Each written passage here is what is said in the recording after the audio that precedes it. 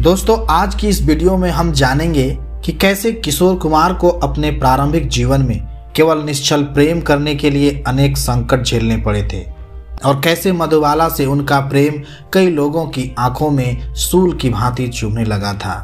दोस्तों, बॉलीवुड में या तो आप विशुद्ध अभिनेता हो सकते हैं या फिर विशुद्ध गायक। दोनों नाव पर पैर नहीं रखा जाता, परंतु आभास कुमार गांगुली यानी किशोर कुमार अलग ही मिट्टी के बने थे। कुंदन लाल सहगल से प्रेरित महोदय अपने अग्रज अशोक कुमार के पदचिन्हों पर चलते हुए बॉलीवुड पधारे और उन्हें अवसर मिला खेमचंद प्रकाश द्वारा जिद्दी में काम करने का, जहां से सुर साम्राज्ञी लता मंगेशकर का भी उदय हुआ था। हंसना हंसाना उनके स्वभाव का ही एक भाग था, परंतु बहुत कम लोग जानते हैं कि इस हास्य से परिपूर्ण व्यक्तित्व के पीछे एक घाव भी था जिसे वो कई लोगों से छुपा रहे थे। वह घाव था रुमा गुहा से अलगाव का। वह रुमा से प्रेम तो करते थे, परंतु वह उनसे उतना लगाव नहीं रखती थी। ऐसे में 1956 आते आते दोनों अलग हो चुके थे, परंतु यहाँ पर कदम पड़े एक अति सुंदर महिला के, जिसके बाद किशोर कुमार का जीवन सदैव के लिए परिवर्तित हो गया। अद्वितीय सौंदर्य को पाना सबके भाग्य में नहीं होता, परंतु ऐसी ही एक व्यक्ति थी मुमताज जहां बेगम दहलवी, जिन्हें हम मधुबाला के नाम से बेहतर जानते हैं। उनके चलचित्रों में अपने लावण्य से लोगों को मोहित करने वाली मधुबाला के भारत में ही नहीं बल्कि देश विदेश में बड़े चर्चे हुआ करते थे। कई तो कहते हैं कि पाकिस्तान के पूर्व राष्ट्रपति जुल्फ़िकार अली भुट्टो उनकी एक झलक के लिए अपना सब कुछ लुटाने को तैयार हो सकते थे, परंतु इस पर तो उपन्यास लिखना पड़ जाए। तो किशोर कुमार का मधुबाला से क्या संबंध? इस अति सुंदर महिला का हृदय एक व्यक्ति पर आया था और वह कोई और नहीं अपने यूसुफ खान यानी दिलीप कुमार थे।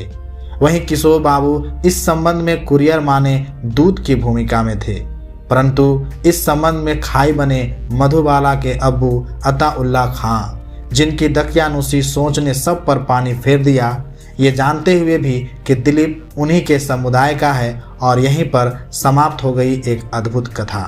परंतु असल कथा तो यहीं से आरंभ हुई। एक व्यक्ति था जो स्वयं मधुबाला को अवसाद में जाते हुए नहीं देख सकता था, और वह थे किशोर कुमार। अपने अतरंगी स्वभाव से इन्होंने उनके जीवन को सुखमय बनाने का प्रयास किया।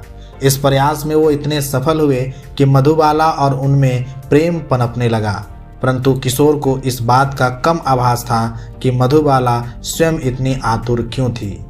मधुबाला के दिल में छेद था, जिसके कारण वह जानती थी कि उनके पास अधिक समय नहीं है, इसलिए वह चाहती थी कि जितना भी उनके पास समय है वह किशोर के साथ ही व्यतीत हो। परंतु इस बात से काफ़ी लोग विचलित हुए, विशेषकर वो जो मधुबाला को कट्टरपंथ की बेड़ियों में ही जकड़े रखना चाहते थे।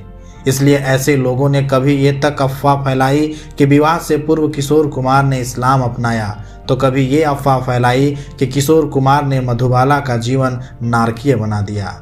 परंतु ना कभी इस बारे में किसी ने मधुबाला से कुछ पूछा, ना ही किशोर कुमार से। पूछते तो उनकी दुकान थोड़ी ही चल पाती। वास्तविकता कुछ और ही थी। अशोक कुमार के अनुसार मधुबाला की बीमारी ने उन्हें तनिक चिड़चिड़ा बना दिया और उन्होंने अपना अधिकांश समय अपने पिता के घर में बिताया। धार्मिक मतभेदों के कारण अपने ससुराल वालों की कड़वाहट से बचने के लिए मधुबाला बाद में बांद्रा के क्वार्टर डेक में किशोर के नए खरीदे गए फ्लैट में चली गई। किशोर कुछ समय के लिए ही फ्लैट में रहा और फिर उसे एक नर्स और एक ड्राइवर के साथ अकेला छोड़ गया। वो अलग बात थी कि अपनी शादी के 2 महीने से भी कम समय में अपने घर लौट आई, क्योंकि उनका स्वास्थ्य दिन प्रतिदिन बिगड़ता ही जा रहा था और आलिंगन भी अब उनके लिए घातक प्रतीत हो रहा था। परंतु किशोर कुमार स्वभाव से ही अतरंगी थे।